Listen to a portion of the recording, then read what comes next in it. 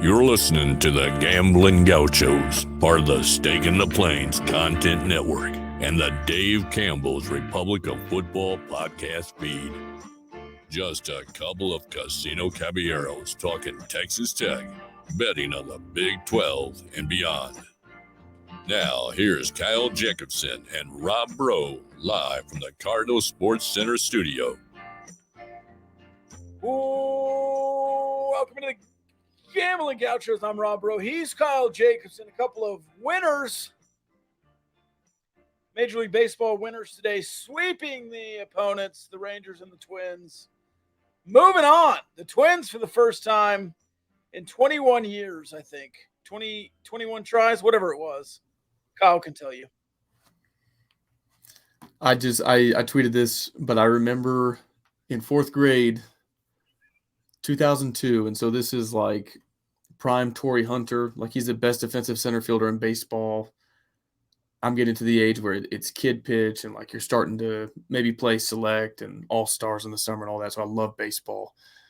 And we had the afternoon game in the ALDS against the Oakland A's.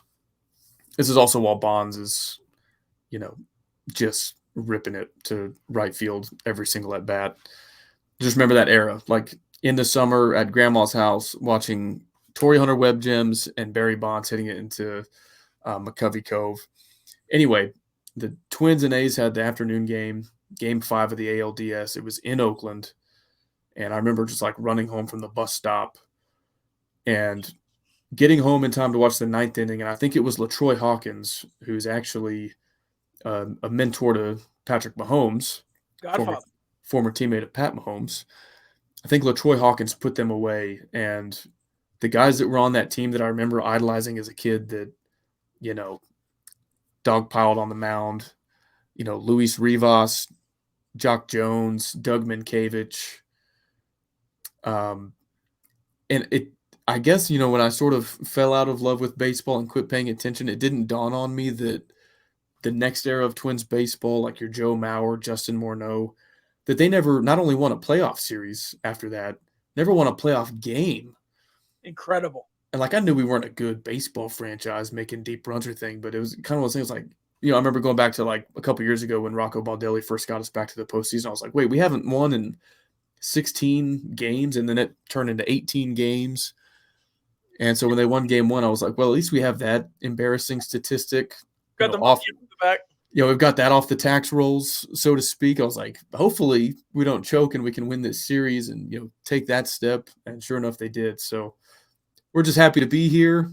And like I tweeted, we're America's team. I know everybody hates the Astros, Rangers fans especially next week, Twins fans, Rangers fans. We're all on the same side next week. So absolutely, it's fun to be here. We're all Twins fans. We are live in the Cardinal Sports Center studio. If you need to gear up for your next baseball game, you can go to Cardinal Sports Center right outside the Loop on Slide Road or online, mycardinalsports.com. Go get you some Texas Tech gear. Go get you some Gambling Gauchos gear. Get you a new hat. It was rainy in Lubbock. It's been rainy in Lubbock.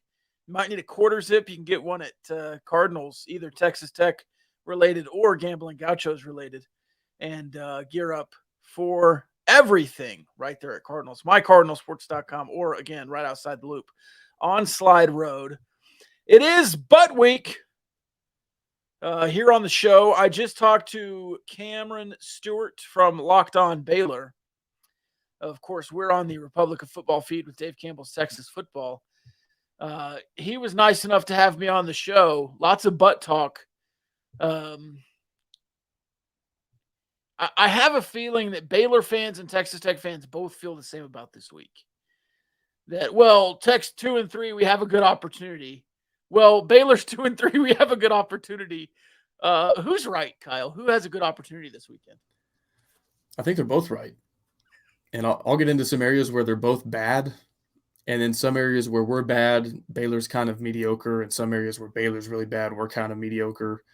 So I don't know if either team has this like great strength that they can lean on. Maybe Texas Tech's run game. But yeah, I feel like going back to the West Virginia game, it felt like that was a course-setting game for both programs. And, of course, West Virginia comes out on top. They parlay that into a 2-0 start in Big 12 play. They're on cloud nine. And then that loss for Texas Tech turned Houston into sort of a must-win. Like, you just can't start what would have been 1-4, 0-2 in conference play to two teams that were thought to be in the bottom half, bottom quarter of the league. Now this is like, okay, the winner feels like they're back on course for a bowl game, perhaps, and the loser is 2-4 with a loss to an in-state rival of sorts. So I feel like all three games have been very consequential, even though like we're not talking ranked matchups or pathways to the conference championship game. So yeah, I feel like for a game featuring two and three squads, it still feels like it's important for the trajectory of both programs. Yeah, and even not just the trajectory of this year. It feels important for the trajectory of both programs, period. Because Dave Aranda, I don't know if he's on the hot seat, but he's at least on the warm seat with their start and losing to Texas State and the recruiting where it is. But Joey can potentially start 1-7 on the road as the Red Raiders head coach. And just we talked about the Twins at the open of the show, getting that off the tax rolls, I think is what you said, to kind of overcome that in Big 12 play and win a road Big 12 game. That would be important, I think, on the trajectory of the Texas Tech program as well. Yeah, that is kind of a cloud over the program right now. The lone exception being a pretty similar spot last year when you went to Ames, and I think they were 4-6 at the time. I think you were 5-5, and so again, that bowl eligibility, not much later in the season, of course, but that was kind of what was at stake for both teams.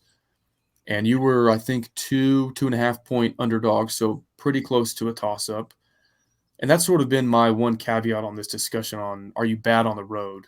Because last year you're going on the road is more than a touchdown underdog against top 25 teams for the most part. And the lone exception was when you went to Ames and you handled your business. Now this year you've gone on the road twice and been upset when you were a pretty decent favorite. Very big favorite against Wyoming and then about 6 points in Morgantown.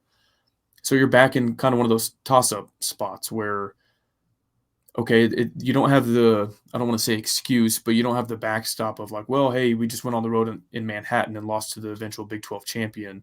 You wouldn't feel good about it, or you wouldn't have that kind of silver lining if you lose this game.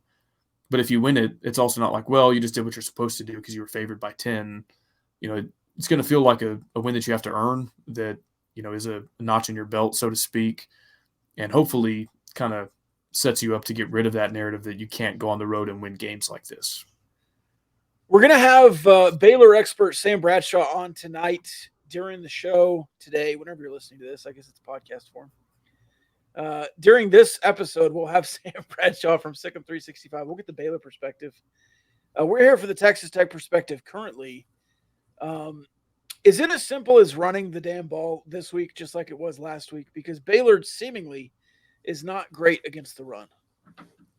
No, they're not great at a lot.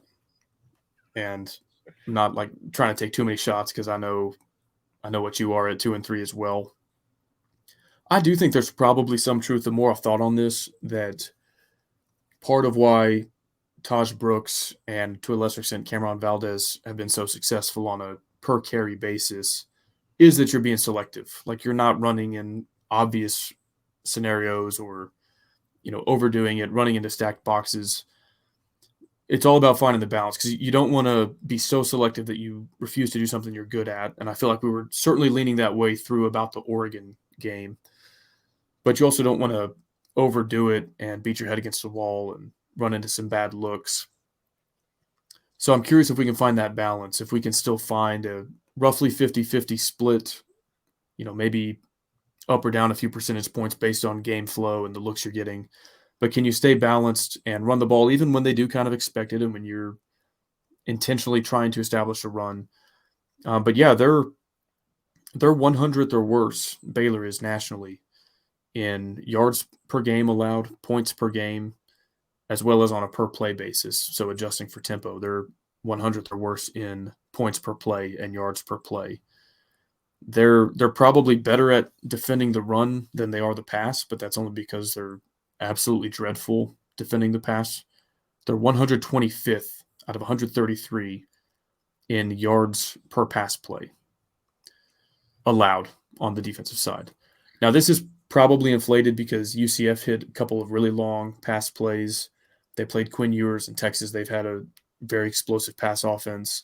So they're probably due for some positive regression, or as I like to say, progression. But that's still 125th is bad, even if you're playing good offenses. They're 92nd nationally. Their defense is in forcing interceptions. So not good against the pass, not good overall. But the flip side of that, like, have you been explosive in the pass game this year?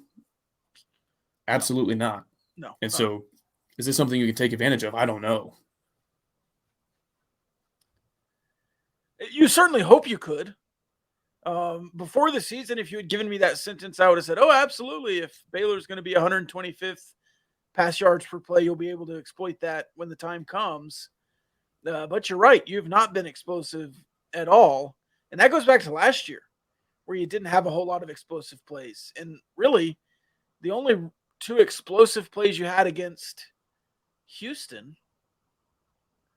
if you want to call the Fungi touchdown explosive, it was down the field. But Cameron Valdez's two runs were really the only two explosive. Xavier White maybe had one that you could call explosive down the field. But it's not like you were throwing all over him. Not like Houston was to you. Right. Yeah, and I'll probably circle back on this later, but coming into the season, if you ask me, hey, who's the juice on this offense? Who's going to be the electric playmaker? I probably would have said Jerron Bradley, maybe Miles Price, and maybe Dre McCray. Maybe you could argue Dre McCray. He has had he had a big catch against Oregon.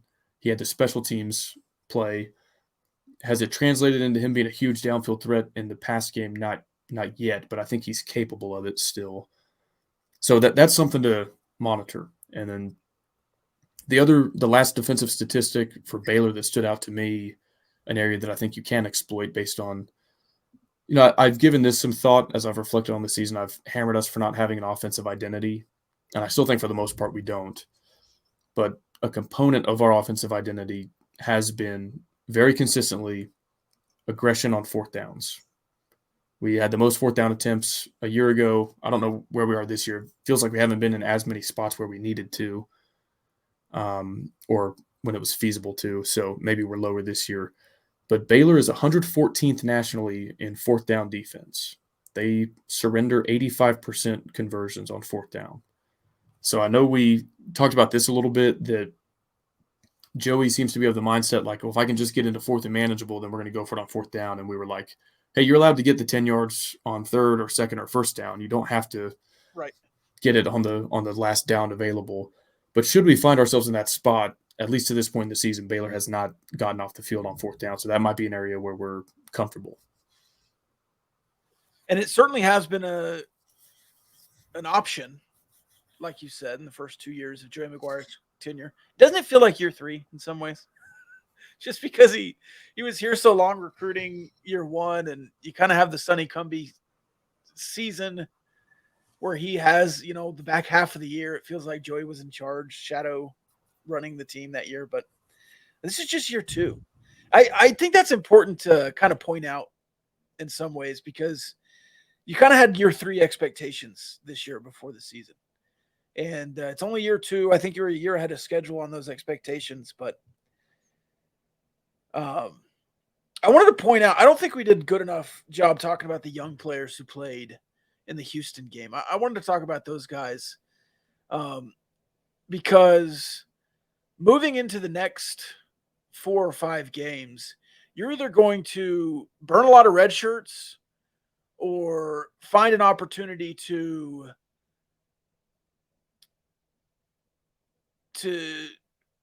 get back healthy and not have to play a bunch of these guys, because you saw a lot of freshmen. Jordan Sanford probably not going to be able to redshirt. Brendan Jordan probably not going to be able to redshirt. Both those guys are playing a lot. I know Rabbit's supposed to be back this week, but he's not going to play every snap. Mike Dingle, probably not going to redshirt at this point, how they're playing. So you kind of had the plan to not have to play a bunch of these guys, and then everybody has a play until they get punched in the face. You're going to have to burn a lot of these red shirts to play guys. Is that kind of sneaky good for the program? I know you don't want to be too far ahead of yourself here, but with so many seniors leaving next year on defense, isn't it good to get a bunch of playing time for these young guys?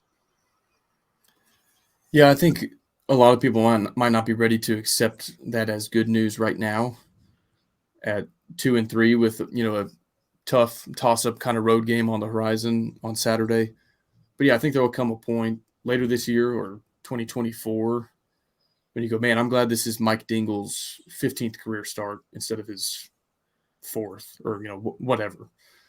Or, I'm glad that Ben Roberts has 85 tackles to his name going into next year rather than sitting behind Jacob Rodriguez all year. Now, of course, he didn't want Jacob Rodriguez to get hurt, and a lot of these guys are playing due to injury circumstances, which you never want to see. But, yeah, I think that was something you were leaning on coming into the years. You have all this veteran experience. You have all these super seniors, and that only works if they're healthy. And, I think it probably wasn't in the cards that they didn't want to play guys like Chapman Lewis or Mike Dingle or Ben Roberts, maybe even guys like Dylan Spencer this year, as deep as you thought you were going to be at the edge position. But yeah, I mean, it's the hand that you're dealt. And if you want to look for positives, I think that it certainly is one that you're building experience you didn't think you were going to get to build until next year. Yeah, and I think you're going to need it next year. I was always a little bit worried about next year. Obviously, still this year, and you're playing Baylor this weekend. It's a huge game. We can talk about the importance of it again, but I thought it was really good for those young guys to show up and show out against a Big 12 opponent in Houston. I thought that was really good.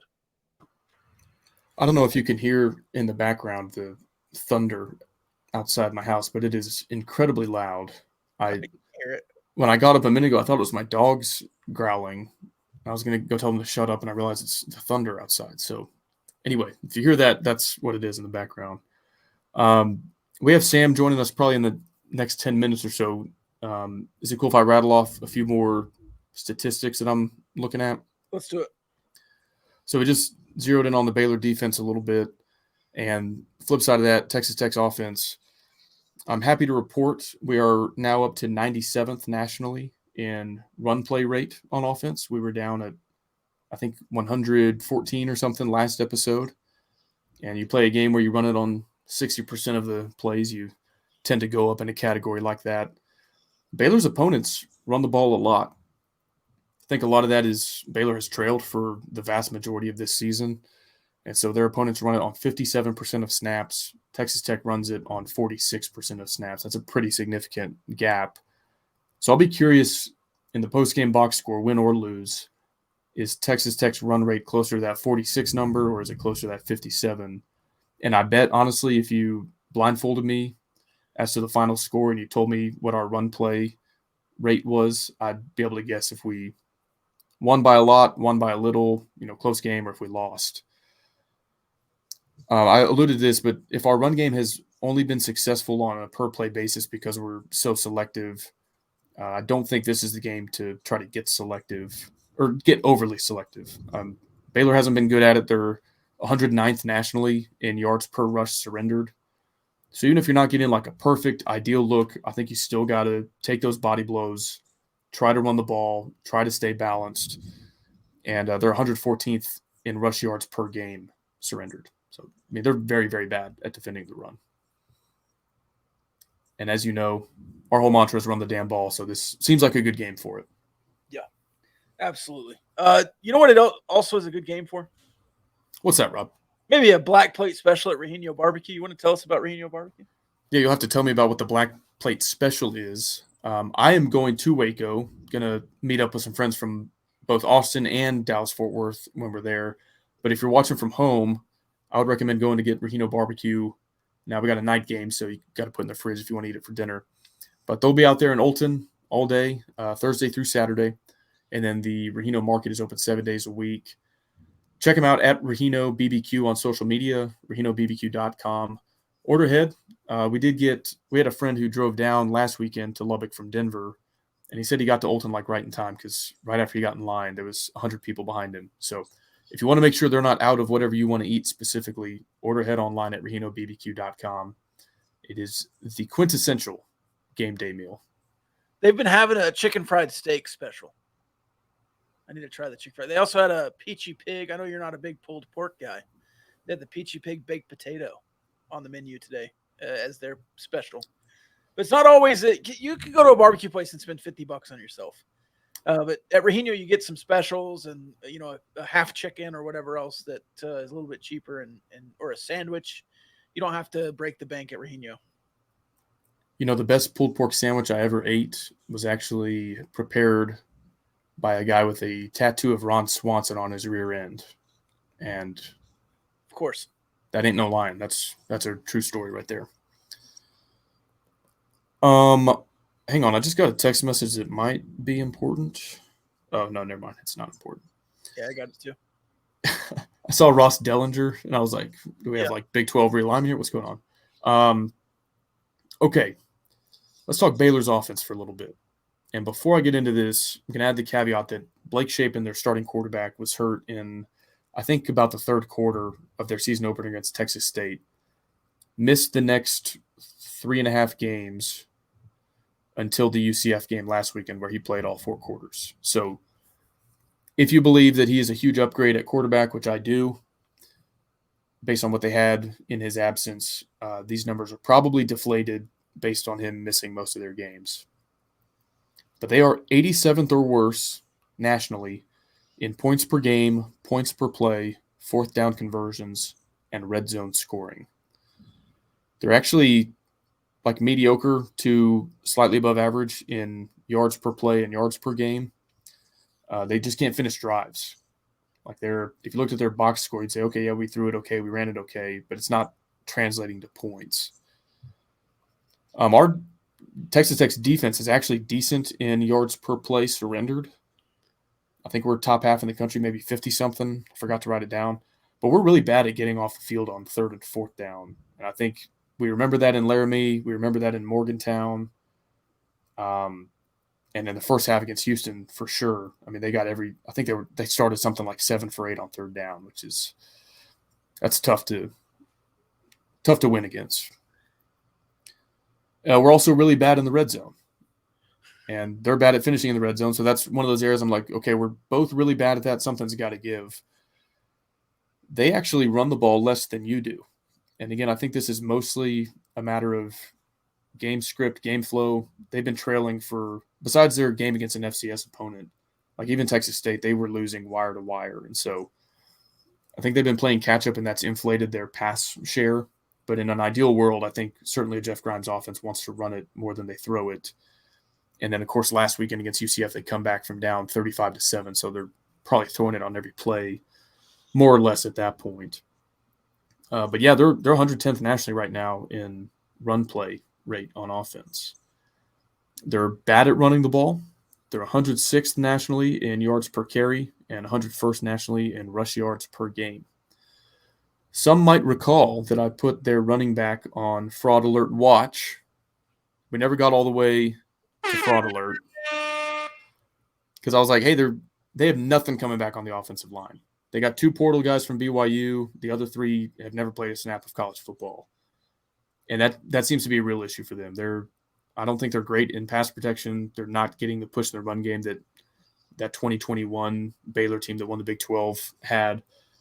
So that was always, in my opinion, a huge undertaking to restock that position group. And they're struggling so far. Maybe they're improving as the season goes on. And our run defense is middle of the pack. So I don't know if that's like a huge mismatch. I don't think that's some great strength of yours. But hopefully if they're that bad at it and you can maintain, staying in position, making tackles, hopefully this can be a matchup that you can win. Your run defense versus their run offense. You keep going through these stats, and every time you give a Baylor stat, I'm like, okay, so why not Texas Tech by 2 touchdowns? And then you give a follow-up stat, and it's like, okay, that's probably why. Yeah. Now, I will say they're again, an area where they're kind of like you. Their running back rush totals aren't terrible. Like Richard Reese and Dominic Richardson have had pretty good averages most of their games. I think Texas had them really bottled up. But besides that, their running backs are doing pretty well. But giving up a lot of sacks and Shapen not being a very good runner, Sawyer Robertson not being a very good runner has kind of deflated their overall rushing numbers. So I think that's a fair distinction to make. It's one I've made for Tech when, Shuck averages 3.5 yards per carry in the same game where Taj averages 6. My whole gripe has been, well, we should be handing the ball off more. So I think like a worst case scenario is this is a get right game for Baylor where they're able to run it more than they have all season. They're effective at it. They can be selective in the pass game. I think that's kind of their recipe for success. They just haven't really been able to execute that so far this season. Go ahead. Just something else? No, not for now. I was going to say, going through the stats, going through the numbers, is there a place you think Texas Tech can gouge Baylor? Is it just as simple as running Taj? Do you think Taj can have a good game? I think that's a big part of it, and I think this is a perfect game for somebody to step up and show that they're the explosiveness we've been waiting for on this offense. Is it Cam Valdez? Well, you probably don't give him enough touches to find out. Is it downfield passing? Like, we haven't been great at that. Is it a guy like Miles Price or Dre McCray who's going to get a bunch of yaks? Maybe. Get some hail going on now? Yeah, can you hear that? Yeah. I'm going to go check it out real quick. I'm going to see how big this is because my truck is outside. Okay. I'll be right back. All right. This is great radio. Yeah, that's all right. We can cut this, clip it in the audio. He muted it, so you can't hear the hail anymore. But that was beaten down. I could hear the truck bouncing. You know what? While he's gone, well, I don't know if we can do that right now. What were we talking about? I was talking about the Butt Bowl a little bit. Big fan of the Butt Bowl. I was on with Cameron Stewart of Locked On Baylor, as we said before. I want to keep playing these Texas schools. I am upset this year that you're not playing Oklahoma State, partly because it's frustrating that you're not playing them because they suck. It is frustrating in that sense. But it's also frustrating because Oklahoma State is one of those teams that you want to have a rivalry with. Moving forward, I would like to play Oklahoma State. You call them protected rivalries. I would like to play Oklahoma State as often as possible. I also want to play Baylor and TCU as often as possible. If not every year, which it should be, then it has to be every other year. If it's not every year, it should be. It should be every year. I think if Oklahoma State is on the board, I would like to play them every year. I think Texas Tech has to play Baylor and TCU every year. I think it's really important for the program. I think it's really important for recruiting. I think you need to be playing Texas schools. You need to have options. Waco is really easy to get to. If you're in the DFW, it's really easy to get to if you're in the Austin area. So you can say, hey, we can play in Waco every other year and you can come down. How's your truck? It's probably getting destroyed out there. It's like nickel to quarter size right now, but I feel like it gets bigger throughout a hailstorm before it recedes. So usually I think quarter size is kind of like the threshold where you start to see some damage. I was talking about how important it is to play Baylor. I am regretful that you're not playing Oklahoma State, but I'm glad you're playing Baylor and TCU, and I want to play them every year because I think it's important for recruiting and just the overall state of the program. Yeah, and, I like history. I don't think most people care as much as I do, but Baylor is a program you've played more times than any other program in college football. I'm sure between the Southwest Conference and the Big 12 South and them remaining on the schedule this year, you've played them every year since at least probably 1960-ish. Now, I do want Oklahoma State to be in your rotation of annual rivalries, protected rivalries, whatever we call that, whether that's in a pod. But, having the in-state team that you have played more than anybody else, I do think is – and they probably don't view it quite the same way because they've got TCU as like their arch rival, and they've played TCU more than they've played Tech. But I think it's an important game. I agree with you there. If you could only have two, who would they be that you played every year? Baylor would be one of them, huh? That'd be tough. It would definitely not be Houston. if you had 4, I think Houston would be the 4th with Baylor, TCU, and Oklahoma State. But among those 3, it's hard for me to – I really want to say TCU right now because I feel like that has budded into more of a rivalry. But also, like with the Joey and Baylor stuff, that feels like a bit of a rivalry. But Oklahoma State is kind of like the other team in the Big 12 that doesn't have a natural arch rival to reciprocate. So I feel like you could grow into that. So I don't know, man. I would really struggle narrowing it down to 2 among those 3. I kind of view them all roughly equally. I might lean TCU Baylor instead of Oklahoma State. I know you need Oklahoma State, and that's as you said, a rivalry that should grow. I don't know that it will, but it should. It feels like you've been more heated with West Virginia, but that's not a natural rival either. You really need to make that work. You need to make the Dust Bowl work. Yeah, and in the new Big 12, there are a lot of natural pairings, like Arizona State, BYU, Utah, Kansas State. A couple that you might have to sort of force. So I think Cincinnati, West Virginia is pretty natural. They're the 2 closest and have some Big East. 2 that you might have to kind of force: Houston, UCF. Like, that's not in state, but they were in the American together. Space race. They were in Conference USA together. I think travel from Houston to Orlando is not terrible. And then another one that you might have to kind of force a little bit: Iowa State, Colorado. Big 8, Big 12 North. And then if that would leave, of course, TCU, Baylor, and then Oklahoma State, Tech. And so I feel like that if they organize anything in such a way with it beyond just the pod, like the pairings, like I'm getting a little bit off course here, but if we go to 20 conference basketball games, as your mark floated earlier this week, and you only get like 1 team that's home and home every year, and then like you play everybody else once, that would be 17 games. So I guess you'd have more home and homes than just the 1. But anyway, all that to say, I think maybe Oklahoma State is in the same spot as you. Like, their big in-state rivalry left, and they're kind of looking for a dancing partner. TCU and Baylor are always going to hate each other more than they hate you, and so I feel like Oklahoma State is the natural one that you can actually reciprocate the same amount of hate that they give to you. Would you be offended if they went Oklahoma State, Iowa State, Tech, Colorado? I wouldn't be offended, but I would just be like, there's no juice between Tech and Colorado. Like, they played, I don't know, 6 times? Yeah, maybe. Going back to the Big 12. Because Colorado was only in it with us for 15 years.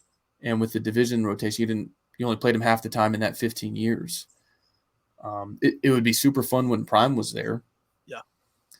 But no, I think long term, like, and even Oklahoma State, you were in the Big 12 South with them for a long time. Like, you've played them each of the last 25 plus years. But even before that, when they were Big 8 and you were Southwest, you played them a ton. So I think by now you've got 40-something matchups with them, maybe 50-ish. So that there's some history and tradition there. And, a lot of kids in the Panhandle, a lot of kids in DFW are kind of deciding between Oklahoma State and Tech in a lot of ways, maybe among other schools. But, yeah, I think I wouldn't be offended if it was Colorado, but it just wouldn't make much sense to me. 50 exactly games between them. You're 23, Okay. 54, and 3. Yeah. 50 exactly. All right. Sam Bradshaw should be joining any second now.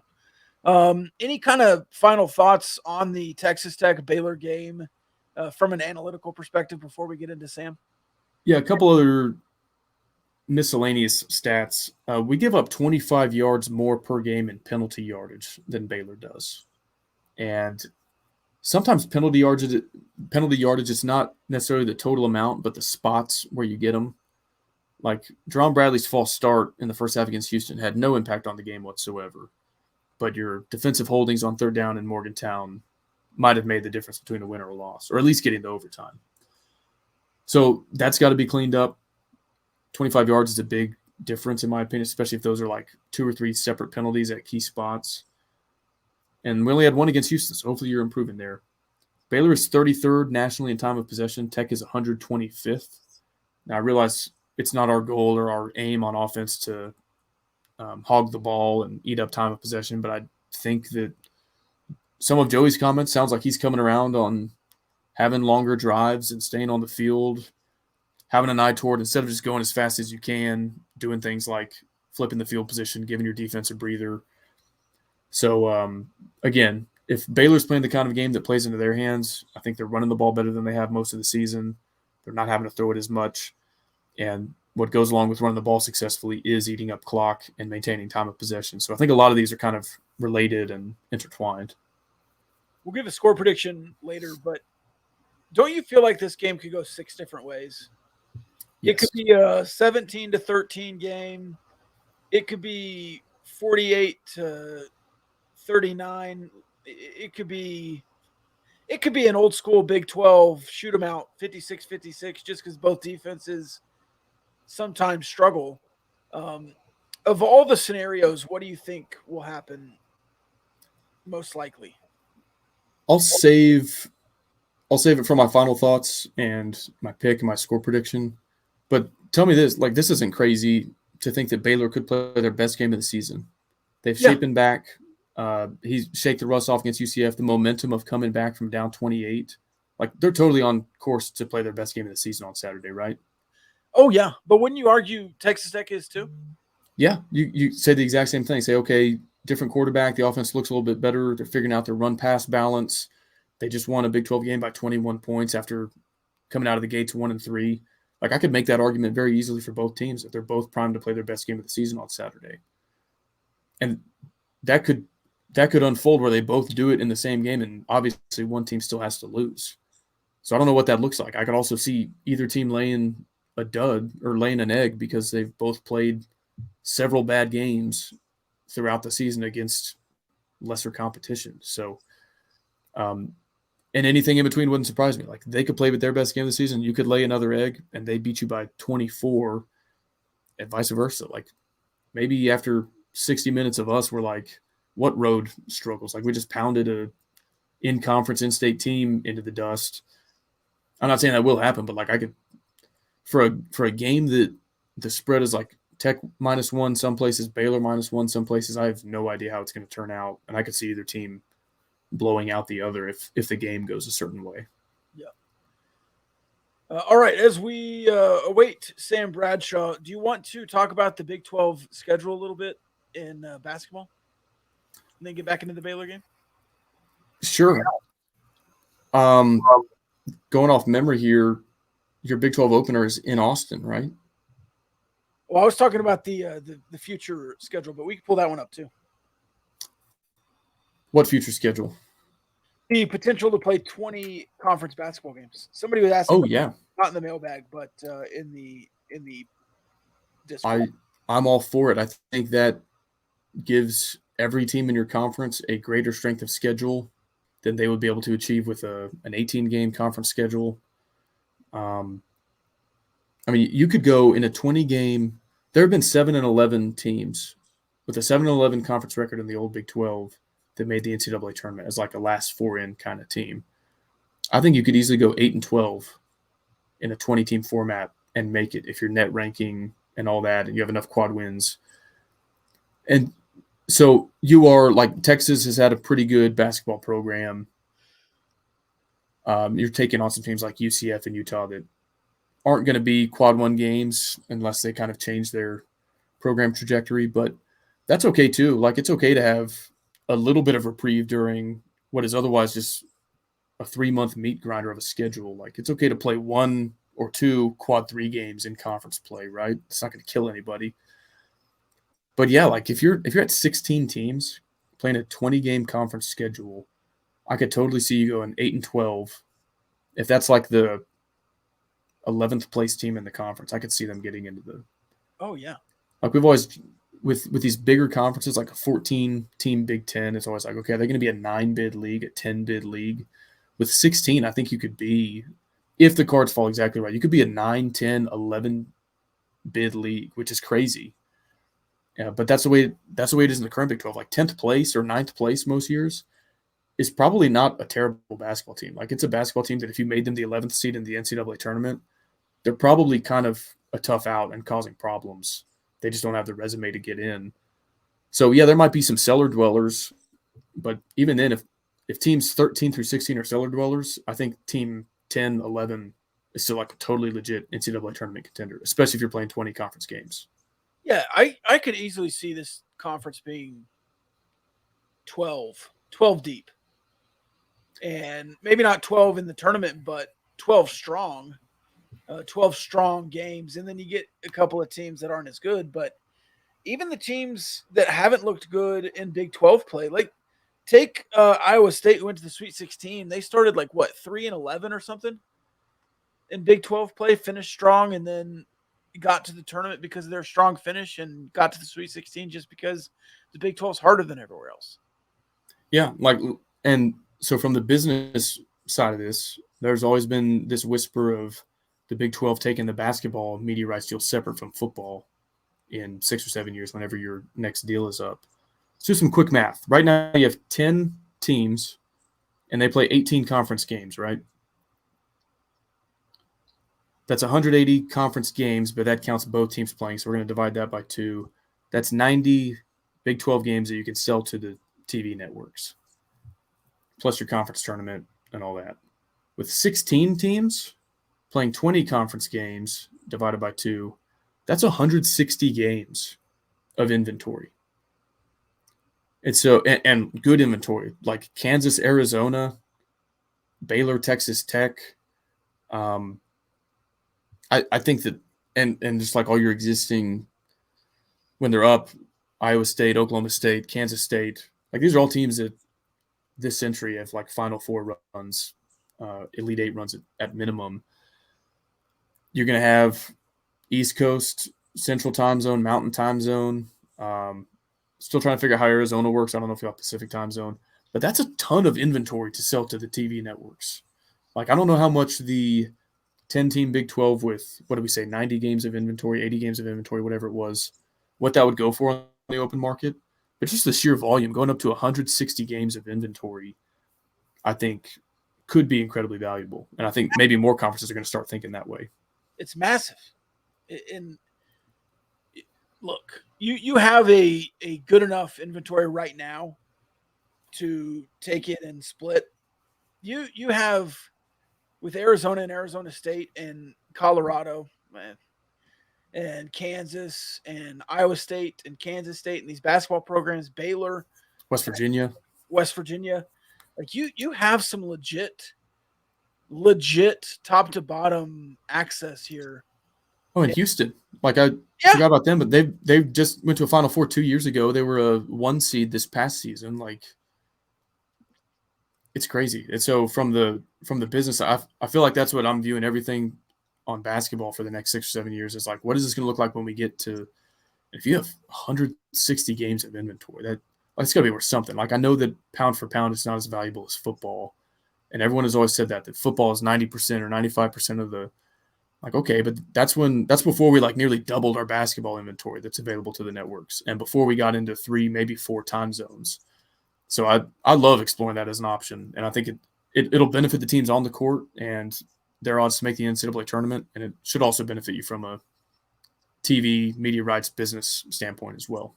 And the SEC tries to say they're deep in basketball. The ACC probably could say that a year or two, but the Big 12 is going to be legit deep. All right. Well, and I know we're about to bring on Sam, and he knows all about this. Can the ACC tip off at 10:30 Eastern time? It's true. That's true. To talk BYU numbers, TV times, and everything else, Sam Bradshaw, the legend from Sikkim 365. Sam, how you doing, man? Not about that, but thanks for having me on, guys. Absolutely. It's the Butt Bowl week. I don't know how you feel about the nickname, but it's a good rivalry. It's a long-standing rivalry in college football. Kind of what are your broad thoughts on Baylor as a team this year, and maybe where Dave Aranda is on his seat warmth? Yeah. And, personally, there's a lot of injuries that are going into things that will certainly impact things. I mean, you're going into a season where, you had 3 quarters with Blake Shaven prior to this past week. And then your backup plays a half against Utah before he has a bad ankle. So you've got that. You've got your top 2 nose tackles not playing, and your backup at each DN spot not playing effectively all year. You've lost one of your top linebackers for the year. You were without one of your best safeties for a good stretch. So there's certainly a lot of built-in excuses. But honestly, a lot of the fan base is very frustrated that they understand that injuries happen, but why is the roster in this position barely a year and a half after a top 5 finish in a Big 12 title?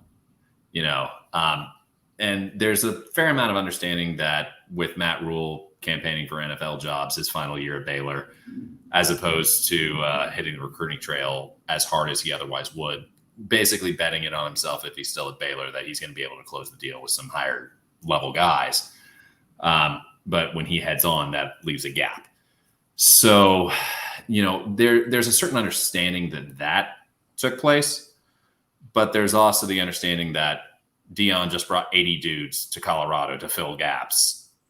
Why are we playing a 6'3", 270-pound dude who plays with great technique and great heart at nose tackle in a system that demands you to body an offensive lineman and play on both sides? That creates a lot of frustration with the fan base. And then you have Utah dead to rights. And then you give up a drive where 10 men are on the field for 2 critical completions. And even when you have all 11 on the field, you're giving up the slant route like it's going out of business because guys are simply not in a position to deny it. And I understand it could be a guy not getting a check for whatever coverage was called, or it could be any number of things that come with playing the youth that those roster issues force on you. But it's honestly been a very difficult situation for Aranda. I imagine he's feeling the heat. You could kind of hear it at the end of the third quarter of the Texas game when they interviewed him on the sideline. You can kind of hear the guy was pretty torn up. But, it's something where there's if he can win enough to stick around long term, I think he would be able to turn it and get the roster into a spot where they would be competing for titles again. It's just a question of, is there going to be enough patience, and is the win-loss record this year going to get them there? Because depending on how healthy you think they are and how well they execute going down the stretch, you could make an argument that they could win enough to keep them around. But you could also see it go dramatically the other way. It really does kind of hang in the balance, in my opinion. Obviously, that's not coming from any inside information, but that's just my personal opinion. And then also just trying to summarize the thoughts that I see from a lot of Baylor fans who have made some frustrations known. So the honeymoon phase is over with the head coach. A loss in week 1 to a group of 5 program, an injury to the starting quarterback, an injury to the starting linebacker, a close call at home against a ranked Pac-12 team, and then a loss in the first Big 12 game of the season, a win in the second Big 12 game of the season. It sounds like you guys have lived this or something. Yeah. So Texas Tech fans are like, yeah, he's recapping our season. And Baylor fans, it's almost crazy how much it's mirrored each other to this point. And Right. Now they're on a collision course for Saturday. And so we were talking before you joined us that even though it's 2 and 3 squads, it still feels like a meaningful game because the loser feels like, okay, we're in full rebuild mode. Maybe it's time to look at roster changes, staff changes. And the winner feels like, okay, we're back on track for potentially a bowl game. So I'm very curious kind of your thoughts on this sentiment that I saw from a lot of Baylor fans. During the 1-3 start, it seemed to be that a lot of Baylor fans were saying, we're not seeing the energy, the juice, the flair, whatever you want to call it from Aranda. It was kind of like there's no spark there's nobody kind of up in arms that things are going wrong and trying really hard to correct it. And that's, of course, just not Aranda's personality, but they were like, we need a coordinator, an assistant, a team captain, somebody else to step up and fill that kind of vocal leadership role. Rob and I joked with each other, that guy used to be on staff at Baylor, and now he's our head coach. But I saw a clip from y'all's locker room on y'all's kind of version of ESPN Plus, but for Baylor. I think it was Jeff Grimes, and he was saying something like, hey, those guys wish the game was over right now. They wish they could kneel it out and the score on the scoreboard is final, but that's not going to happen. Like, we're going to go out and bring it to them in the second half. And it seemed to me like the exact type of moment and message needed for Baylor at that point in time. Of course, they complete the amazing comeback and probably carrying some of that momentum into the game on Saturday. Do you feel the same way that like they kind of figured something out in the second half and they're back on course, or do you feel like there's still some deeper seated issues? As far as issues, that's something that you got to be in the locker room to really know. From the outside looking in, you can look and just try and gauge the temperature. But at the same time, a lot of the people saying, oh, there's no fire, there's no There's no this, there's no that. The concept of the guys getting riled up by what Grimes said or anything like that, they'd be like, oh, that doesn't happen. You know, it's fans. They're going to stick to the narrative that makes the most sense to them in the moment. You know, that's the way it goes. I mean, people take the information they have, which as fans tends to be pretty limited information, if we're being honest, and they run with it. As far as the energy standpoint, you know, you've had some games where you came out flat. You know, people understand that Utah is a great team, and you came out and you actually did pretty well early there. But then you follow it up the following week, and you play Long Island, who's now trying at football apparently, and struggle to look like you really want to be there through the entire game. And it was not an inspiring performance. So there's a lot of frustration from that. There's a lot of frustration from getting down early to Texas State. And I understand they brought in 50 dudes, and GJ Kenny's offense absolutely tore the FCS apart last year. It was one of the most fun ones I was able to break down for the site, because a lot of what I do for the site is previewing who you play and the X's and O's and the stats that they have. And that was one of the more fun ones, because it's a good blend of what Bryles did and Gus Malzahn, who Kenny was basically a disciple of. But, you know, spending a quarter and a half to try and get your offensive line keys down so you don't get your quarterback killed and so you can get your running game on track. Prior to doing that, they were getting minimal yards per drive. After that, it was half the field per drive. It wasn't enough to win the game, but clearly it wasn't, oh, wow, these guys are supermen. It's you weren't handling your business, you know? So there's a lot of frustration for the fan base on that side. You know, it's been a very frustrating year, and I'd probably say frustrating year and a half, because for Baylor fans, you started off really, you know, you had the great year in 2021. And while you had a disappointing loss at BYU, where some key guys got injured in the game, and you lost in overtime, and you barely lost to Oklahoma State when they had some special teams plays really pull it out from you. And that was a decent to solid Oklahoma State team with Spencer Sanders still there. You go in after beating Tech last year in dramatically surprising fashion, and then going on the road to Norman and winning there with Squirrel Williams sliding on like the 4-yard line just to run out the clock to a stunned Owen Field. You go into the last 3-4 weeks of the season, you are one of 4 teams that if you control your destiny on the Big 12 title, then you do not show up whatsoever against Kansas State. Then you let TCU come back on you when you have the chance to ruin their season the way they did yours the year before. Then you let Texas come back on you. Then in the coldest bowl game in history that somehow was played in Fort Worth, the year that TCU's in the title game, you don't show up against Air Force. Then Texas State happens. Then the drive from hell against Utah happens. Then Long Island happens. So it's not a 3-game, oh, everybody's up in arms. It's more of a 8-game or 7-game or however many it is. That's where the fan base is really kind of coming from. It's, you were up here. How are we here right now? You know, and while we don't doubt that Aranda is a great tactician, he really is. I mean, he's the only dude at the college level that absolutely shut down Colin Kaepernick's pistol that final year they had. Absolutely ruined their year. And he did it with Hawaii defensive talent, which should just not happen. You know, the guy's a brilliant tactician even before he got to Wisconsin or LSU. And Grimes, what he did at BYU was outstanding.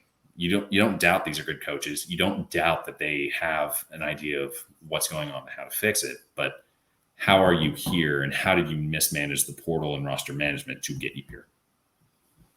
I want to go on record real quick before your next question, Rob. Y'all got screwed against Utah. That was absolutely pass interference. I don't know how they didn't call that. Pac-12 refs, ask Oklahoma about that, about a certain trip to Oregon. Hey, we might have some of them in the Big 12 next year. I don't know how they're going to switch that up when that conference no longer exists, but I guess we'll see. There's going to be a lot of Pac-12 refs sending their resumes out unless the Pac-2 can somehow win in court. So we'll just see how that goes. That would be something. Court battle to keep the Pac-12 refs. You know, that's what we all signed on to be college football fans for. You know, flight tracking, court hearings. You know, that's exactly what everyone's looking for. Television contracts, right? Yeah, numbers. Let me ask you this: through all the noise, because it's kind of been a negative interview so far with the Baylor perspective, what is Baylor good at? What are they going to be good at this Saturday? Well, with Chapin in there, the passing game has taken a step forward since last year. You not only have the Arkansas transfer Jackson at receiver, but you've effectively replaced Ben Sims at tight end with the North Texas transfer. So you're very similar there. But you've got a healthy Monterey Baldwin, which helps. And Chapin has taken a step forward in his progression. I mean, some of the plays he was making against Texas State were plays he would never have made last year. And that's even with protection. And against Texas State, protection was non-existent. And the guy was still dealing. So there's definitely a lot better passing game than there was last year. And while they're not quite as capable on the offensive line from a personnel standpoint, they've got a couple weak links the way they didn't last year. They're still very capable of doing the wide zone. They're still very capable of doing some of the adjustments to it. And it's going to be very much a very similar scheme. But the passing game's a step forward, and how you have to play the run as a result of that's a little better. Defensively, they're probably a step worse than they were last year. You don't have quite the same kind of level cover guys, and Siaki Ika is not walking through the door. Neither are the two backup nose tackles behind him, and a couple other guys. But it's an interesting group that's going to be really interesting to see how they develop going down the stretch, because there are rumors that they were supposed to have their top two nose tackles back last week, so they might be back this week, which would dramatically change the game plan going against Tech, particularly since they played so few guys in the box against the Red Raiders last year as their scheme. I don't know how well that would work without those two back. If those are back, all of a sudden that's available to you, and that could be a dramatic impact for the game. What about any potential weaknesses that Texas Tech might be able to exploit? If you can isolate the safeties or the nickels in coverage, that's been a major weak point. Early in the season against Texas State, you had a somewhat Briles/Malzahn style scheme from Texas State.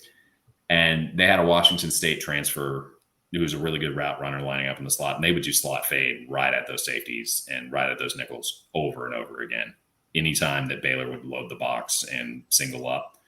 So that's one area. Baylor hasn't fit counter all that effectively well at times this year. I imagine Tech is going to give that a test on a frequent basis.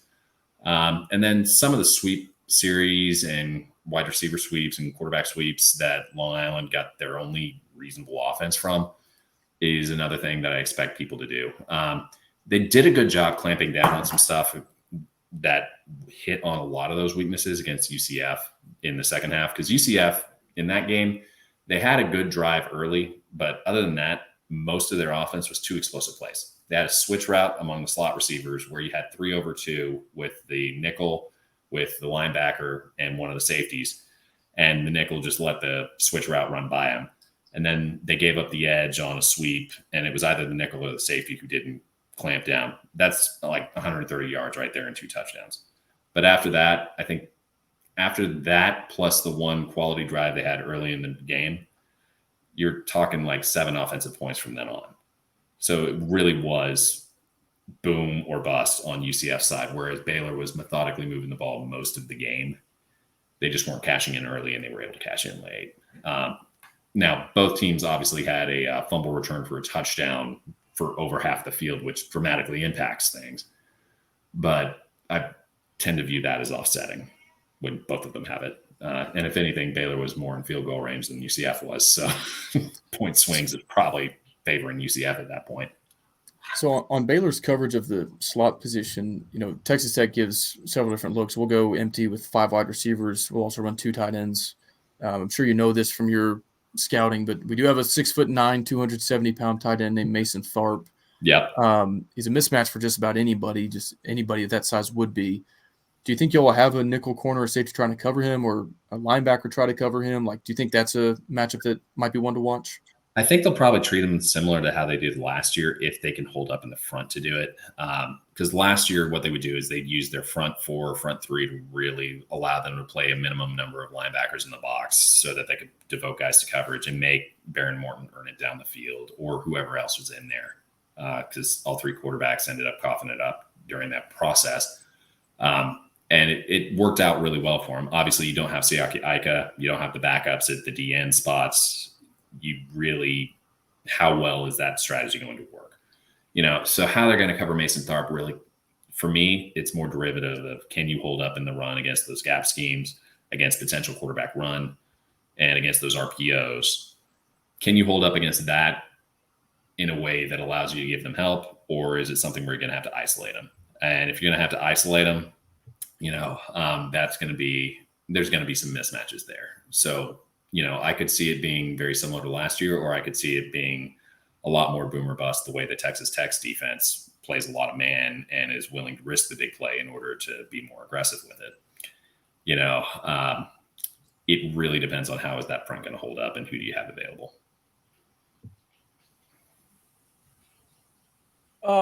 You talked about defensively some injuries, some new injuries, but guys coming back. I guess injury report, you've mentioned it already in the interview, but is there I'm trying to think how to say this, because Texas Tech has dealt with injuries too. Yeah. Is it going to affect the game plan, beyond the defensive tackles, the injuries? Those are the ones that I think are the biggest game plan dependent ones. And to be fair, the safety that I mentioned earlier is back. And the jack linebackers that were out early are back.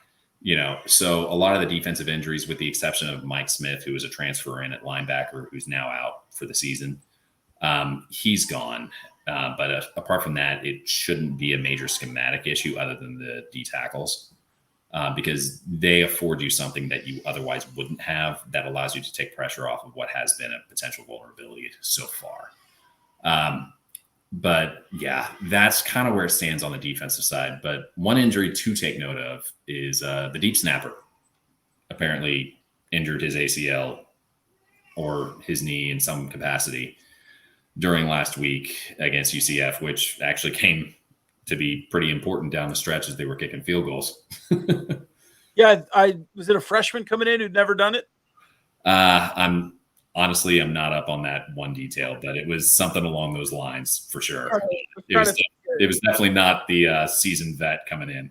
Yeah. Well, and Texas Tech blocked a punt last weekend against Houston.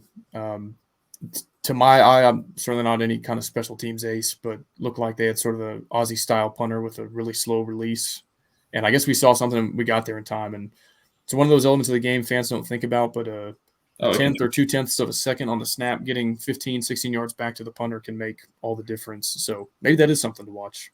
Yeah. And props to Loic on your team, the receiver you guys have. Not only did he block it, he ran it in, and he also caught a touchdown pass. So definitely deserving of his props this week. Yeah.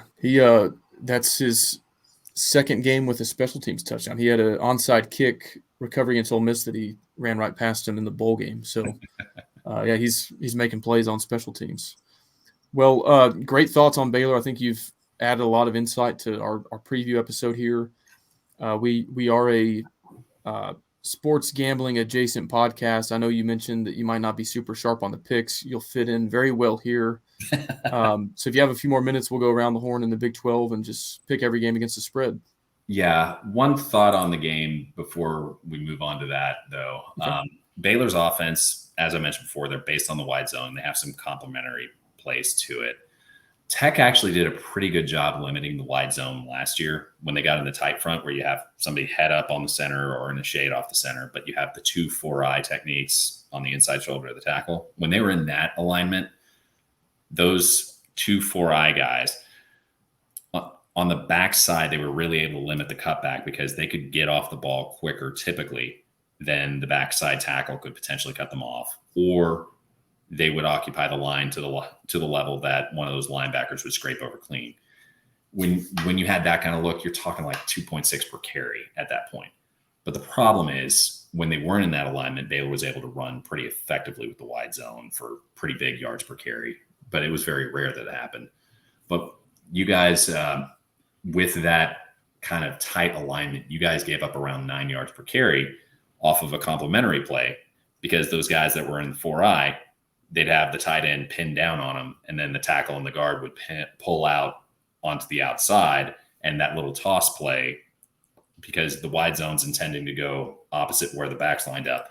But if they pitch it out to the back on the side that he's lined up to, and you can get the position blocks based on alignment, that's going to be an interesting aspect of this game to watch. How does Tech adjust to that? Because their other alignments didn't really work effectively to limit it. And they've got very similar personnel to what they had last year.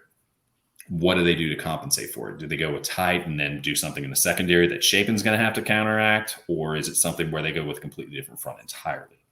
You know, because it was so much of a Jekyll and Hyde run game last year based off what alignment are they in, and was Baylor trying to go with their bread and butter, or were they going with their changeup? You know, and that stuck out to me on film. Yeah, that toss play was frustrating. I think y'all converted like a 3rd and 7+ on that, and that was kind of like one of those moments you're like, yeah, we're not gonna be able to get off the field. And like the box score wasn't anything crazy. I think it was Baylor averaging 4-point-something yards per carry. On that toss play, but yeah, I charted about 9 for 77 yards. Yeah, I remember those. But we could not defend it. On the standard wide zone, you had 26 for 82. Yeah. You know, so it's very different, you know. It's something to watch for. I didn't watch last year's game ahead of this episode, so I don't know if we ever gave this look, but against Wyoming this year and against West Virginia, 2 teams that use at least one tight end quite a lot, we actually brought in and we swapped out we call them the star position, the safety linebacker hybrid, and brought in an extra, I would call it edge or defensive end. We list him as an outside linebacker to basically go with like a 5-2 front. Right. And I think it worked pretty well. We didn't use it a lot. So I'm curious if Baylor trots out a certain personnel, if you see any of that 5-2 without the safety hybrid on the field. That would be very interesting. I will say Baylor's got some pretty good tight ends. Drake Dabney was able to make a house call against Texas State, or I think it was Texas State, from like half the field away. He's a pretty good athlete at tight end. And then Roberts is probably the more pass catching downfield adept guy that transferred in from North Texas. So you got the tight ends to potentially give you some matchup problems in the passing game if you do that. But yeah, going with more of a true 3-4 set instead of the hybrid 3-4, 3-3-5 that a lot of these teams are basing out of to counteract the spread. I could potentially see that, particularly if Baylor lines up in 12 personnel with 2 tight ends in there. That certainly would be on the offing at that point. But yeah, I think they do have the ability to do a lot of things to stress you in coverage that could potentially hurt that. But depending on what your strategy is for dealing with the wide zone and the counteraction to those plays, a lot of the ways that they can punish teams for aligning incorrectly or taking too aggressive a stance, stunning their line, or having the linebackers flow really fast. Depending on what the strategy is, I could potentially see that being beneficial for Tech, or I could see it blowing up in their face, just depending on how they deploy it.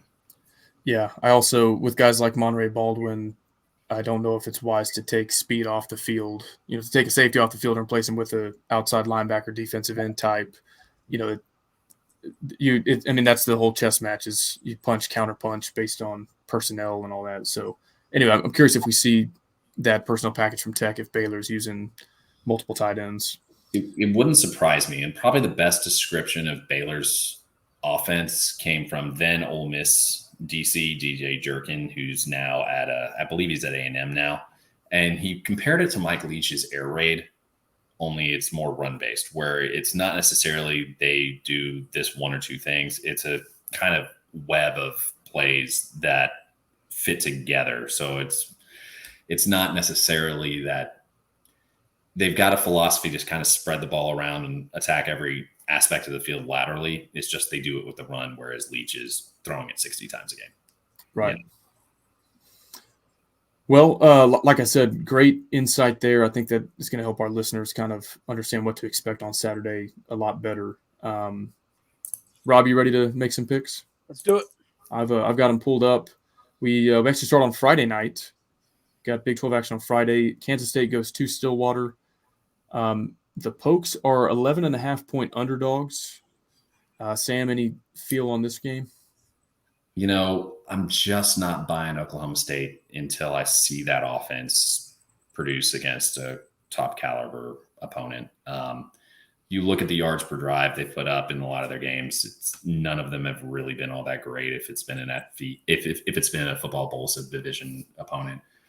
So I'm going back on whether I feel like they cover, but I think Kansas State wins it comfortably. I would agree, but the Bowman Showman is getting the nod. Can they protect him?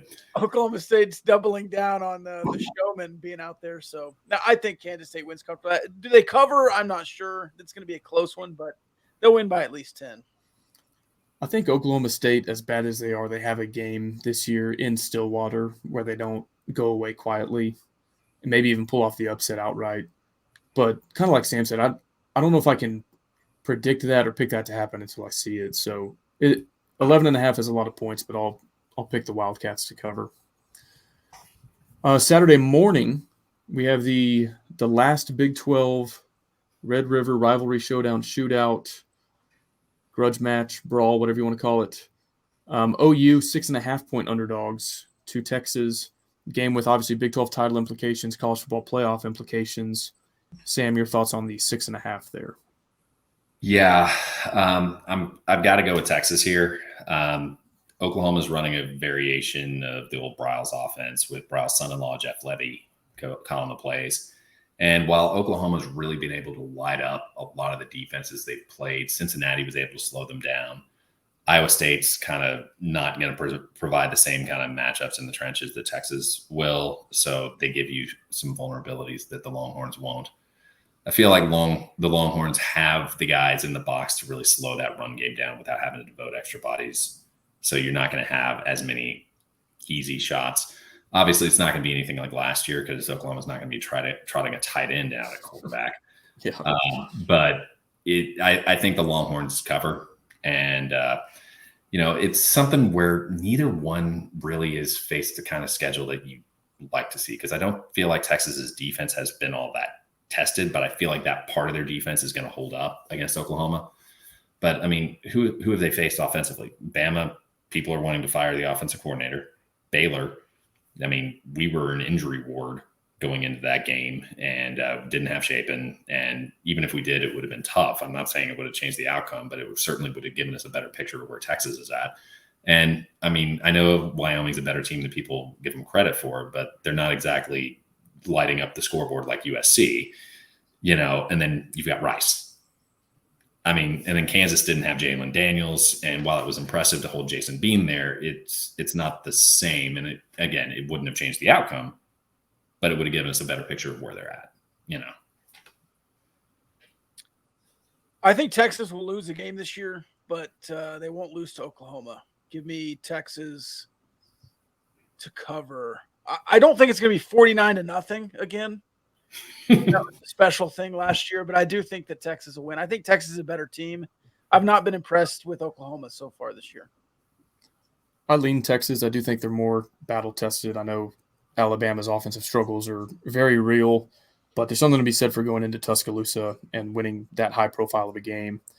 The only thing that worries me is Oklahoma did lose this game 49-0 last year, and I do think guys on the coaching staff, guys on the roster kind of remember that and wear that and might come out with an extra edge. But I think Texas is the better team. They're more battle-tested at this point, so I'll lean that way, but I won't be surprised at all if the Sooners have something for them. Kansas hosts UCF, very tight line. I'm showing UCF plus 1.5, so nearly a pick 'em there in Lawrence.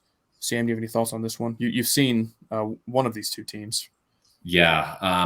My read on UCF is they're a very productive offense that can generate a lot of explosive plays, but their defense is struggling, particularly against the run, and they have not been all that great on turnover battle, which, how did Baylor beat them? They were able to do some defensive things in the red zone against a team that hasn't been all that effective in the offensive red zone. They were able to force some turnovers against a team that gave up a lot of turnovers, and they were able to get some consistent production on the ground against a team that's been largely struggling to stop people on the ground. I feel like, assuming Jalen Daniels is back, I feel like Kansas is going to take it, but I think it'll be close. UCF is certainly no pushover. Ask Kansas State. They went in with a backup quarterback into Manhattan, which is not an easy place to play. And KSU pulled away late, but it was a dogfight through the vast majority of that game. I've got it around 31-28 KU. But if Daniels doesn't play, I could easily flip that. I feel like I'm just trailing Sam here, but I agree. I think Jalen Daniels is the big key. If he plays, I think Kansas can absolutely win the game. But, man, Gus Malzahn went full Gus Malzahn last week against Baylor. That is what he does in big moments. He just absolutely crumples. Is it a big moment against Kansas? The home opener, the pageantry of being the very first Big 12 game, that's a huge moment for Malzahn. They crumple. I think Kansas is a team that they can beat and need to beat if they want to be competitive in the Big 12 over the next couple of years. Maybe they show themselves. Maybe they bounce back. I don't know. We'll take UCF here. Side note, number of Baylor fans who use some form of the pun.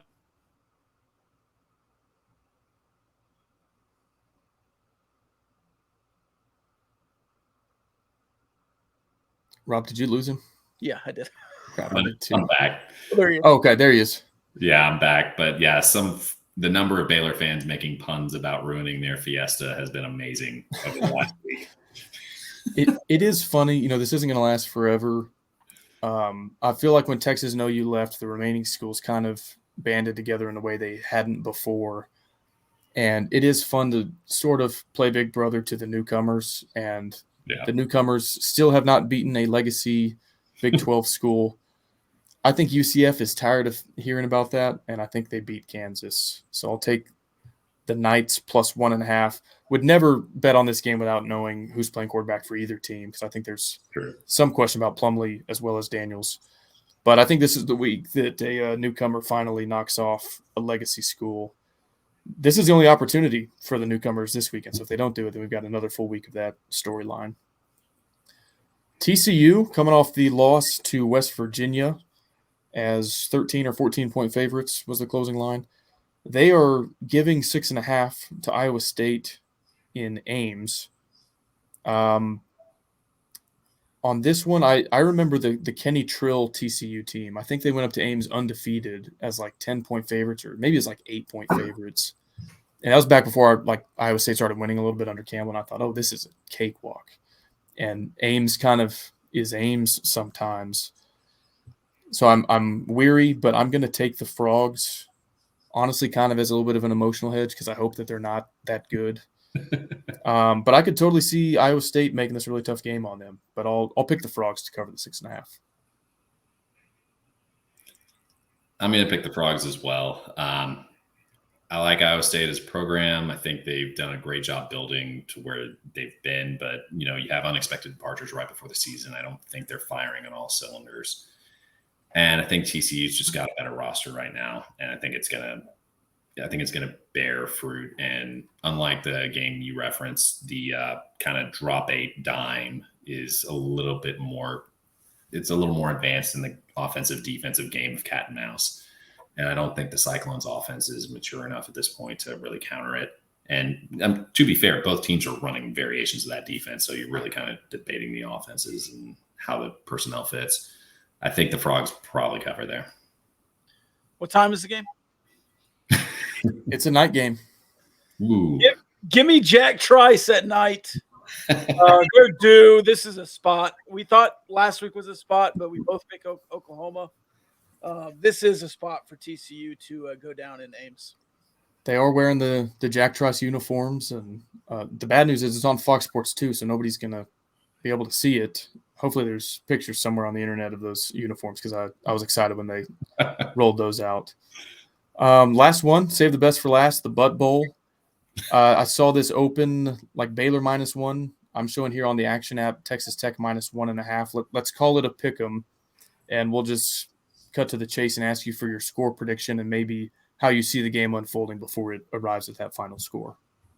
Yeah, I mean, for me, it really comes down to how well is Baylor able to manage the run defensively? Because I think offensively, Baylor's going to have a pretty decent day just with what they've been able to do with the wide zone in the past and with the progression in the passing game.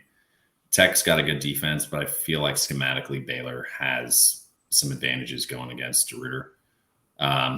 I feel like they'll be able to keep that going, but I'm envisioning something along the lines of 30-27 in either direction. I'm leaning towards Tech. This team has been so kind of hit or miss over the course of the season. I'm just gonna need to see it a little more before I'm going to put myself out there and place the bet on them. So on a podcast I've already recorded, I said 31-28. So again, Sam and I on the same wavelength here. Kind of spooky how close it is, but 31-28. Somebody will win this game. All right, I'll go different. I'll say 56-3. No, I'm just kidding. I don't feel great about this as a Tech fan. And Rob, I'll save my reasoning maybe for our final thoughts segment later on, but I don't think we'll win. And I could actually see Baylor like pulling away a little bit. I don't think he gets too out of hand like last year, but wouldn't shock me at all, even though this is a toss-up, pick-em kind of game if Baylor wins by 7 or 10 points. I just looking at how Baylor struggled against UCF, it was explosive plays from UCF's offense, which Sam alluded to. They had 2 one-play drives and a lot of pressure on Chapin. And what is Texas Tech bad at? Generating explosive plays on offense and pressuring the opposing team's quarterback. So I think Baylor might be able to play the exact style of game that they want to play. I don't know if our defense is going to be able to overcome that. So I'll say something like 31-24 Baylor. Well, I mean, the way I see it, last year you had about 38 yards per drive for Baylor and 23 for Tech. But the number that really jumps out at you is the 42% of Tech's drives that ended in a turnover. I don't see that happening again. I mean, Baron Morton was coming off 2 great games going into that. And then you had him with the fake screen, and then forced it deep, and it got picked. And then he tried to force it on the post wheel flat combination where he tried to hit the wheel route. And then, you had the one in the end zone. Get pick six. I don't envision that happening again. And while I think Baylor's offense will have a productive day, I don't think it's going to look the same as last year. They're going to have some different plan to keep that toss play or the wide zone, whichever angle of it, to keep from eating them alive. It's going to look different on that side of the ball, but I think it'll still be somewhat productive. But I'm really kind of concerned on the Baylor defensive side because Tech is one of those teams that the fourth downs can be such an inflection point. Ask Lane Kiffin about that. That can really eat you alive in a very close hurry. And if Baylor's not stopping the run without committing extra bodies, that kid you have that has the track speed that transferred in at slot receiver, I don't want him singled up on our guys. You guys got some other good talent receiver. So if Tech's able to run the ball and force Baylor to commit extra guys, whether it's the 1,000 cuts of fourth down after fourth down after fourth down being converted in short yardage situations, or whether it's the big plays, that's where I see this game really turning, regardless who wins. Yeah, that was a stat that we talked about before you joined us. Baylor allowing 85% conversions on fourth down right now. I think 114th or somewhere, very low nationally. And of course, that's a big part of McGuire's philosophy. He wants to be aggressive on fourth down. They're always looking. They're calling plays on third down with the mindset of if we get half of it here or 4 or 5 yards here, we're going to go for it on fourth down. So yeah, Baylor's done that very similar since 2021. Yeah, so that with you there. If we go for it 4 or 5 times on fourth down, those of course are huge game altering plays. Yeah. Well, Sam, before we let you go, tell the people where they can find you. I know y'all do great work over there, and actually just interviewed Joey. So tell the people where they can find all that.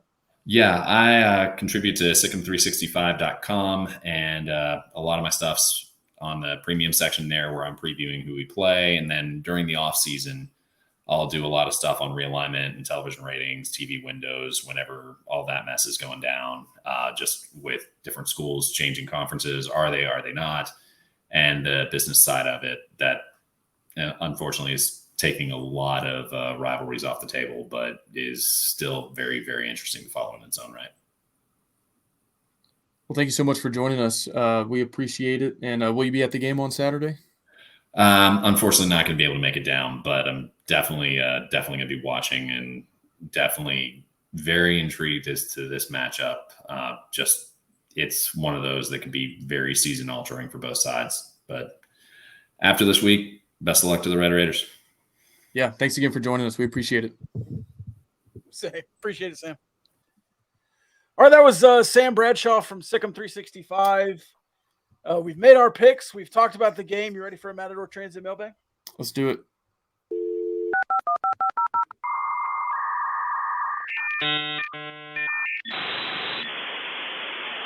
You've got mail. Mail time. The mail's here. Come on. I found these in my mailbag. Well, it's time to reach into the old mailbag here. Enjoy reading the fan mail. Don't read it all at once. Any mail for me? You don't have a Tic Tac, do you? Did I get any mail? No. Why not, honey? In honor of Butt Week, what is your favorite butt? Was it Chris Berman who did the "Yeah, but" segment? Probably. I think that sounds familiar. Yes. I'll go with that one. I would say Outside the box. I would say a nice pork butt would be my favorite. Okay. Yeah. Are the rumors true that Rob is now dating Taylor Swift? No, it's not true. It's not. It's not true. How do we feel about Jimmy Butler's headshot? Have you seen it? Terrible. You don't like that? No, I hate it. Oh, hate it. No, you don't like lip rings? No, I'm actively rooting against the Miami Heat this year. Did you like all of the jokes, the Jimmy Heat world? Yeah, there was a good Fallout Boy. Ball Ball, yeah. Those were good. Start, bench, cut these pizza crusts. Hand toss, stuffed crust, thin crust. I'm going to say something that might ruffle some feathers here, Rob, with the American people. Stuffed crust pizza is overrated. Wow. Say what you best. It's not bad, but it's overrated. Like, I'm not paying $6 extra for stuffed crust. And, like, sounds good, looks really good on the commercial. Then you get it and you're like, yeah, this is okay. Yeah. I like thin crust. And then I'll bench just your original hand toss, and then I'll cut the stuffed crust. Wow. I think I would bench stuffed crust. Power rank your favorite top 3 college rivalry game nicknames. Like Iron Bowl, Butt Bowl, the Iron Skillet, the Golden Boot. Farmageddon has to be up there. I like the Riot Bowl as well. Riot Bowl, yeah. I think Minnesota-Wisconsin is – sorry, that's Minnesota and Wisconsin. I think that's like the battle for Paul Bunyan's axe. Yeah. I was thinking the Brown Jug, but that's a different Minnesota game. I think that might be Minnesota-Michigan. Maybe. But, like, imagine explaining to somebody from another country, this is the battle for Paul Bunyan's axe. They're like, wait, why are they playing for this? Who is Paul Bunyan? I think that's what makes college football great is the quirkiness. So I put those two up there. What's another one? I like the battle for the saddle. That's a good one, a.k.a. the West Texas Championship. I'm going to go outside the box again here and say convicts versus Catholics. That's a good one. And not a traditional rivalry, but. No. And then building off of that, from the COVID year, Mormons versus Mullets. That was a good one. Yeah. T-shirts and everything. Who plays for the Shillelagh? Oh. Is that another Minnesota game? Is that Michigan State? It's a Big Ten one. Yeah. Or like the Big Ten has a lot of good trophies. Or Indiana Purdue, or I don't know. Who plays for the 9-foot Indian chief? Is that Tarleton and is that Tarleton, Texas State? I have no idea. Stephen F. Austin maybe in Tarleton. Somebody plays for a 10-foot tall Indian statue. We'll have to Google that one real quick. This is the opposite of what the question asked, but maybe the worst rivalry name or like most boring is Alabama, Tennessee. The Iron Bowl. No, that's Alabama, Auburn. Oh, Alabama, Tennessee. I don't know that one. It's like third Saturday in October or first Saturday in October. Oh, yeah. It's literally just the date that they play it.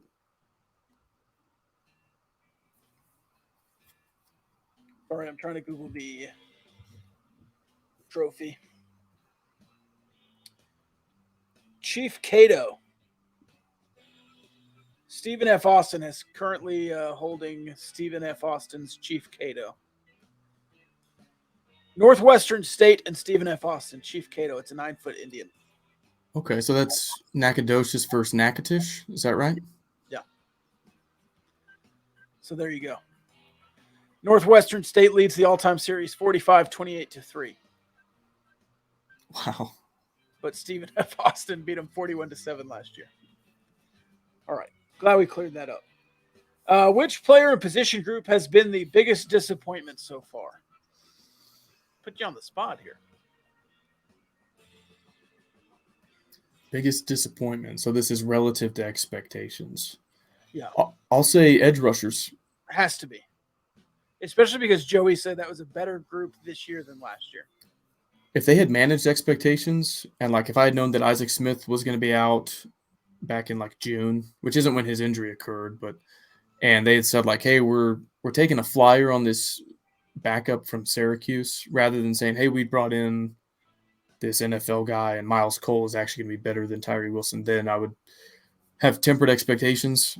But yeah, like I thought both dudes were going to just absolutely tear it up and be all conference type guys with, shooting for double-digit sacks, and they're not going to get there or probably really even close to it. So relative to expectations, I'd say those guys. Agreed. And I think that's an obvious one. I think you could also say maybe wide receivers, but you've had some quarterback back and forth and some injuries there, injuries at wide receiver coming in and out. So I think defensively you'd absolutely look at the edge rush position. Yeah. Last one this is a small mailbag today. We're going to finish before the music stops. Oh, what are the odds?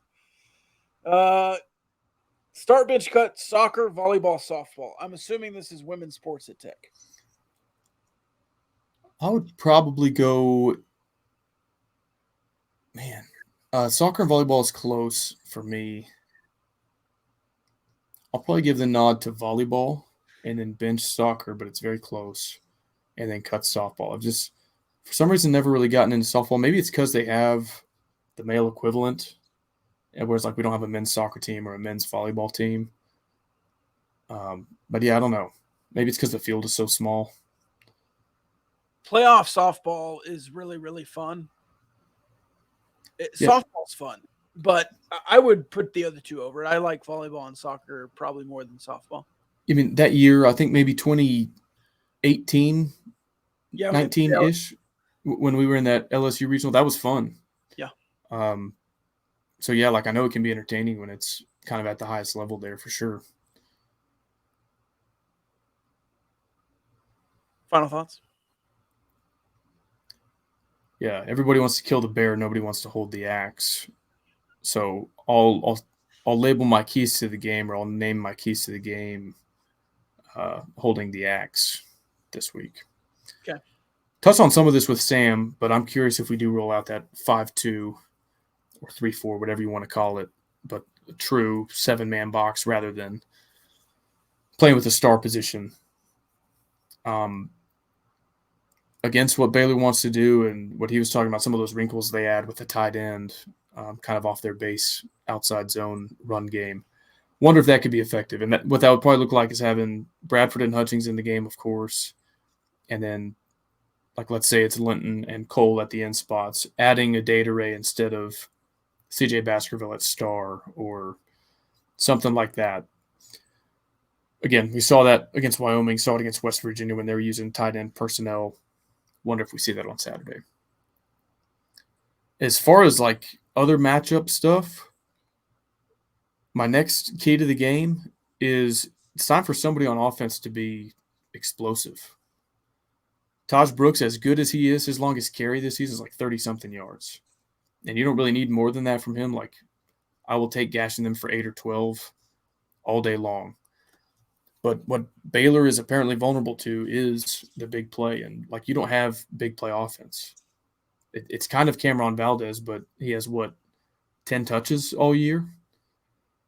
Like, if he's going to get 10 touches on Saturday, then I feel good about his odds of breaking one. But if he gets 4, I don't know. And so is it Jerron Bradley's time to step up? He was a downfield threat for you last year against Oklahoma State, against OU. Maybe it's his time to shine. Maybe it's Miles Price. Maybe it's Dre McCray. I think this defense is ripe for it, so I'd like to see somebody step up and fill that role. Next key to the game, don't be their get-right game in the red zone. They're terrible at converting yards into points. They're terrible at converting red zone opportunities into points. One, make them earn it. If you give up a 70-yard play to Monterey Baldwin, you're not forcing them to run their offense and earn it in the red zone. So make them stay on the field, run some plays to get down inside the 20, and then when they're there, don't break and see if you can hold them to a field goal or a fourth down attempt. But as bad as they've been with their red zone offense, I would hate for you to be their get-right game where they make 3 trips to the red zone and get 21 points off of it. That would be brutal. That would be brutal. I still don't think they want to throw it as much as they have. Like I said, I think that was a byproduct of them trailing in all these games and having to play catch-up. So force them into that. Don't let them establish the run. Don't let them get away from what they don't want to do. Now, easier said than done, especially with a team that runs the kind of personnel they do and is as committed to running the ball as they are. They get Monterey Baldwin and Jordan Neighbors involved a lot of different ways. So even if they're not throwing the ball downfield to these guys, they'll give them, end around reverses or bubble screens, stuff like that. Goes back to making them earn it. If you're going to try to force a bad red zone offense to earn their points, you can't give them a 50, 60-yard touchdown. So we need to have an extra eye on those two guys for sure. And then the last one is just play a clean game. Baylor's not a great team. I don't feel like there's a lot of ways they can exploit you, but if you shoot yourself in the foot with bad penalties that back up the offense and keep you from moving the chains, if you turn the ball over, if you extend drives by hitting them out of bounds or roughing the passer, I think that's a way that they can beat you. And like I said, you're 25 yards per game worse in penalty yardage so far this season than Baylor. Let's hope that what happened against Houston, 1 penalty for 5 yards, continues on Saturday. Don't beat yourself because their defense really hasn't beaten a lot of teams on their own. And so don't play into that. Play a clean game. Those are my 5 or so bullet points that we'll circle back to on Saturday and see how we did. Have to play a clean game. And it would be an absolute nightmare if they got right in the red zone and you didn't get any red zone stops. Because they have been really bad. I'm also intrigued about this deep snapper trouble. Because I didn't realize that they had gotten a deep snapper hurt when they were talking about it on the broadcast because I joined the game late. But deep snapper is really important on punt coverage and field goals. So we'll see what happens there. Yeah, I mean, imagine a worst-case red zone trip for Texas Tech, obviously giving up 7 points, versus a worst case for Baylor. They have to settle for a field goal, and they have a bad snap, botched field goal, they get 0 points, and then everything in between. You blocked a punt last week. Talked about that with Sam. If that snap is slow or it's off to the side and the punter has to take a hitch step to go grab it, those split seconds can make a big difference. And who knows, maybe we'll get to another one. But yeah, certainly something to watch. I wasn't aware of that injury. I was aware that their big linebacker transfer from Liberty, I'm blanking on his name. I think it's Mike Smith. Mike Smith, our newcomer of the year. Yeah, he's out for the year, unfortunately. A big piece for their defense. Are we cursed? I don't know. Jalen Ford is doing just fine for himself. Good. But yeah, Jalen Daniels. And there's some other guys. I think we put Max Tooley at BYU on our list. He was an off-the-radar guy. He's having a really good season. We put Malik Dunlap on ours, much to the chagrin of Iowa State and TJ Tampa fans. He has 3 picks. So I think when you shoot your shot like that, there's going to be some good and some bad. I convinced you to not pick West Virginia last, and that's going to pay off. That's true. They're not going to finish last. Did we have Houston last? I think we did. Or Iowa State, maybe. No, I think we moved Iowa State down after the gambling scandal. Yeah. That's right. But yeah, I think we'll get the bottom 3 teams right. I think we had at the bottom Iowa State, then Houston, then Cincinnati. I think there's a good shot those 3. Maybe the showman has something to say about it though. The showman, baby, got the nod this week. I don't know why they keep having to give him the nod. He's just the starting quarterback at this point, but it's game 6. We got it. Either you have a quarterback or you don't. He's the starter. We got it. That's all I got, man. So it should be some competitive games in the Big 12. We've got the Friday night one. Our spread is really close. Kansas UCF spread is really close. TCU Iowa State within a touchdown, and the favored team is the road team, so that could get interesting. Yeah. And then the Red River Rivalry Showdown Shootout. Absolutely. All right, if you're going to be at the game, go find Kyle. He will buy you unlimited beers inside the stadium. Yes, beers inside McLean Stadium are on me all weekend. Let's go. Hey, where do people go to find your write-ups and TV numbers and some old interviews we've done? Thank you for asking, because I'm a little bit pissed off at Elon Musk and Twitter, which is actually called X now, if you didn't know that. Yeah, you got corrected today. And if you call it Twitter, an Elon fanboy will tell you that it's actually X. So I did what I do most weeks, compiled what I thought was an interesting thread of various connections between Texas Tech and Baylor, both just the schools in general and between this year's teams. And Elon just straight up won't let me tweet it out. There's nothing obviously vulgar or profane or any violation of terms and services. Just won't let me tweet. And so I said, Twitter sucks. And who knows, maybe we won't tweet anymore. But if you want, a feed of our thoughts, want to interact with us like we used to be able to do on Twitter, you can do that in our Discord server, which you'll have access to if you become a Parlay Picador, which is our Patreon subscribers. It's patreon.com/gamblinggauchos, $5 a month. You get access to the Discord server. And then most weeks we have like an analytics versus odds piece, a kind of final thoughts on the game piece. Missed it last week due to travel and because we won, so there's less to dissect. Portion of all proceeds go to the Matador Club, but it's a good time, and it's, to this point, more reliable than X.